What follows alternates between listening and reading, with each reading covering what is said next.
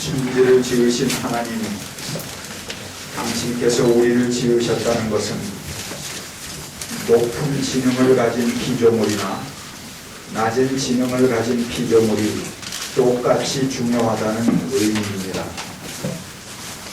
생명의 근원이신 하나님, 당신께서 우리를 지으셨다는 것은 천년을 사는 학이나 하루를 사는 하루살이가 모두 형제요 자매라는 의미입니다.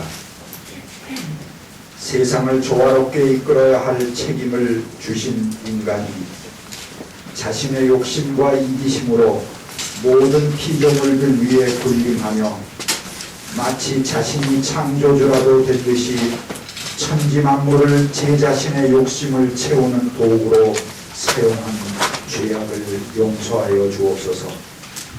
저희들을 용서해 주옵소서. 저희들이 아버지의 가슴을 도려내고 어머니인 강을 파헤쳤으며 자매인 물고기의 몸에 콘크리트를 들이붓고 집에서 함께 마음 의지하며 살아가야 할 형제인 가축들을 산채로 땅에 묻어버렸습니다. 강산은 수려한데 골고를 원망의 곡소리로 채워버렸습니다. 눈 마주치고 정을 나누던 생명들인데 단지 감염의 위험이 있다고 하여 그리하였습니다. 심장을 멈추게 하는 주사마저도 번거로워 칼이 달린 기계로 사지를 잘라내고 아직 숨이 헐떡이는 모가지를 썰어버렸습니다. 자식 같은 생명이라 말했지만 마지막 염을 한번 챙겨주지도 못한 채 다시는 올라오지 못할 웅덩이로 밀어넣었습니다. 마지막 발버둥 그마저도 보이지 않도록 작별 인사를 대신한 배신의 비명마저도 들리지 않도록, 아니 차마 들을 수가 없어서 서둘러 덮어버렸습니다. 말 못하는 번민들, 우리만 바라보고 살던 190만의 생명들과의 관계를 우리는 그렇게 끊어버렸습니다. 단지 보다 우월한 구역의 지위를 확보하기 위해서 단지 구제역 청정지역이라는 상품의 딱지가 그리워서 다하지 못한 발버둥을, 외치지 못한 울음들을 여기 이 기도로 대신합니다. 영들이여 편히 가소서. 오 하나님, 이들의 생명을 당신의 품에 맞아주시고 다시는 이러한 배신과 왜곡이 없는 세상으로 불러주옵소서. 그들이 빼앗긴 것이 어디 죽음뿐이겠습니까? 초원을 뛰며 놀며 꼴을 먹고 만나고 사랑하고 새 생명을 이어가야 할 삶조차도 나면서부터 거세되고 인공수정으로 앗아갔습니다. 축산물 공장에서 마치 공산품처럼 대량 사육되며 단지 인간의 먹잇감으로 제조되는 반생명의 비정함이 오 하나님 용서해 주옵소서. 속성 사육을 위해 4번 되새김할 뱃속에 식도만 넘어가면 바로 흡수되는 사료를 채워넣어 창조 질서를 거역한 죄를 오 하나님 용서해 주옵소서.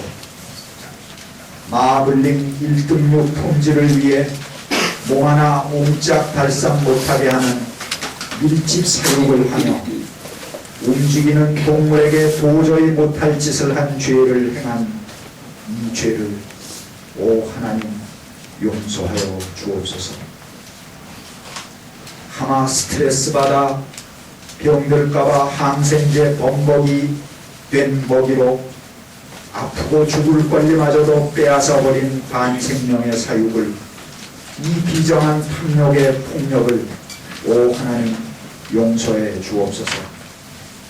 이렇게 동물의 권리, 생명의 권리를 무참히 짓밟은 사육인데 한꺼번에 살처분되는 하나씩 도살되든 언젠가는 그렇게 가야 할 운명이라면 다를 것이 무엇이겠습니까? 새와 짐승을 손수 빚어 만드셨다는 것은 그들도 하나님께서 당신의 이미지, 당신의 형상대로 빚으셨다는 것이건만 막내로 세상에 온 인간이 먼저 있던 형님이며 언니인 생명에게 행한 이 반인륜의 죄악들을 오 하나님 용서하여 주옵소서. 하나님께서 몸을 입고 오셨다고 하는데 그 몸은 사람의 몸뿐만이 아니라 또한 씨앗의 몸, 짐승의 몸, 새의 몸, 물고기의 몸으로 오심을 믿습니다. 오 하나님, 그 몸들이 썩을 것으로 심는데 썩지 않을 것으로 살아나고 비천한 것으로 심는데 영광스러운 것으로 살아나며 약한 것으로 심는데 강한 것으로 살아나고 자연적인 몸으로 심는데 신령한 몸으로 살아나는 우주 만물의 부활을 믿습니다. 오 하나님, 우리들의 무한한 욕심에 토대한 이기심이 서로 공존하고 함께 평화를 누리는 관계로 오직 인간 중심의 일방적 관계가 서로 돕고 존중하는 성숙한 관계로 변화되게 하시고 우리들의 불균형적인 관계가 서로 사랑 안에서 완성하는 관계가 되게 하여 주옵소서. 많은 과학자들이 우리 당대의 지구의 종말이 올 수도 있다는 보고를 내놓고 있어서 우리를 당혹스럽게 하고 있습니다. 이 광우병과 신종플루에 이어서 부재역과 이 조류독감은 해마다 찾아오는 단골 손님이 되었습니다. 특히 작년 11월부터 발생하여 전국을 강타하고 있는 이 부재역은 더 이상 우리나라에서는 축산업 자체가 불가능할 수도 있다라고 하는 것을 예고하고 있습니다. 단 50여일 만에 200만 마리에 가까운 소와 돼지가 생매장되었습니다. 이는 하늘에 대한 도전이며 생명에 대한 반역이로 인간 이기를 포기하는 행위입니다. 생태신학자 토마스 베리 신부는 인간의 탐욕이 만든 환경재앙으로 지구 역사에서 가장 아름답고 신비스러웠던 신생대가 그 종말을 맞고 있다고 말하고 있습니다. 인류는 지혜로운 선택으로 신생대로 이 지구가 종말을 맞을 것인지 아니면 생태대를 열 것인지 그 기로에 서 있다고 판단했습니다. 지난 100년 동안 인류가 저지른 가장 큰 범죄 행위는 환경 파괴입니다. 이 환경 파괴는 엄청난 생명을 파괴하였을 뿐만 아니라 자연이 가지고 있는 신비와 장엄함 그리고 영감을 인류에게서 빼앗아갔습니다. 하루에도 동식물이 200여 종이 지구상에서 영원히 사라지고 있습니다. 이것은 자연스러운 속도의 1000배나 빠른 속도로 멸종을 하고 있습니다. 다국적 기업들은 종자를 학살하고 있고 경제 개발이라는 미명하에 지구 학살도 시작되고 있습니다. 부재역은 단순히 가축의 전염병의 문제가 아니고 이 시대의 비극적 삶을 그대로 다 드러내 보여주고 있습니다. 인간의 탐욕이 얼마나 많은 생명들에게 폭력이 되는지를 극명하게 보여주고 있습니다. 그래서 부재역은 다른 가축 질병과 마찬가지로 인간 탐욕에 대한 하늘의 경고이며 지구 생태계가 생존을 위해서 보내는 신호입니다. 지구상의 어떤 생명체도 다른 생명체를 대량으로 죽이를 권한은 없습니다. 생매장 되면서 소리치는 가축들의 절규와 축산 농민들의 탄식과 방역에 동참한 많은 사람들의 고통 소리가 들려오는 듯합니다. 인류가 그 고통의 소리에 귀 기울이지 않는다면 정의는 영원히 세워지지 않을 것이고 인간성은 인간의 삶은 결국 이 수준에서 그냥 종지부를 찍을지도 모릅니다.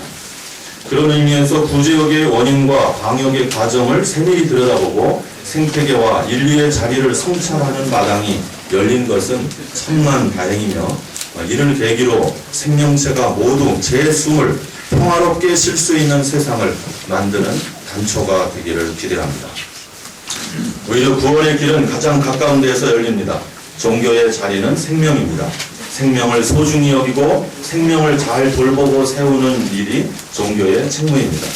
생명이 무참히 파괴되고 죽는 현장을 목도하면서도 침묵하는 것은 직무유기입니다. 모든 생명은 그 물포처럼 연결되어 있으며 홀로 존재하는 것은 아무것도 없습니다.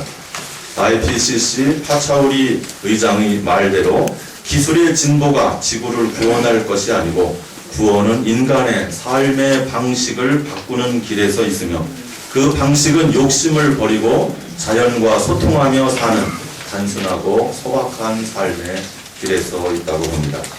저는 어떻게 보면서 이 4대강 사업을 이 국토의 표면이 파헤쳐졌지만 이번에 이 구지역으로 땅속까지 파헤치고 생명이 그 목숨을 잃은 것으로 보입니다. 저는 사실 이걸 이렇게 바라보면서 물론 이 침수의 여러 가지 혈액이나 이런 것이 나오는 것 아주 성경적으로 보여지는 것처럼 저는 그렇게 생각합니다. 저희 인간들이 동물 분명히 돌보고 다스릴 능력이 있죠. 그런데 저는 그런 면에서 이 동물들은 우리는 그들의 주인이라기보다 어떻게 형제고 그들은 우리의 아우라고 생각합니다. 그런데 카인과 아벨에서도 이 카인에 의해서 희생된 아벨의 피해 소리가 들립니다. 과연 지금 이렇게 우리가 땅에 묻은 이 피해 소리가 과연 그대로 넘어갈 것인가?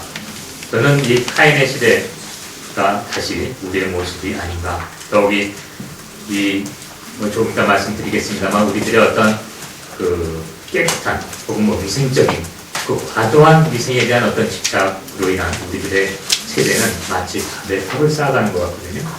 그래서 어쨌든 그런 면에서 우리는 이 단순한 생산성과 효율을 위한 이 신자유적인 시각이 결국은 우리에게 되돌아온다는 것. 그리고 그것은 우리가 가진 지식으로 결코 모든 것을 파악하기도 어렵고 예방하거나 치유할 수가 없는 것입니다. 우리가 만들어 놓은 이러한 그 부자연스러운 생태계 속에서 언제고 전 세계 규모로 창궐할지 아무도 모르는 겁니다. 이번 구제역은 정말 너무도 가슴 아픈 일이지만 그나마 불행 중 다행이라고 말을 한다면 이것이 인수공통 전염병의 문제가 아닐 뿐인 겁니다. 지금 같은 상황으로 계속 전개된다면 새로운 그 인수공통 전염병이 지금의 구제역과 같은 형태로 우리 사회에 등장할 것은 너무나 당연합니다.